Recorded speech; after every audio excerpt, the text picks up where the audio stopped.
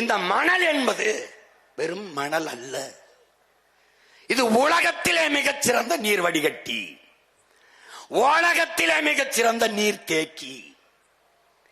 இது மனித உடலுக்கு தோல், ஆற்றுக்கு மணல். இந்த மணலை அள்ளிவிட்டால் ஆறு செத்துவிடும்.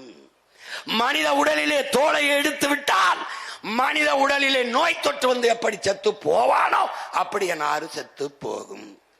அப்படி என்னுடைய காவிரி, பாலாறு, வைகை, தாமிரபரணி, நொய்யல் எல்லாம் செத்து போனது. 32 ஆறும் செத்து போனது.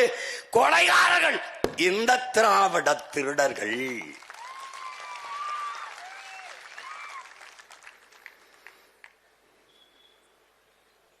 புரியுதுன்னு நினைக்கிறேன்.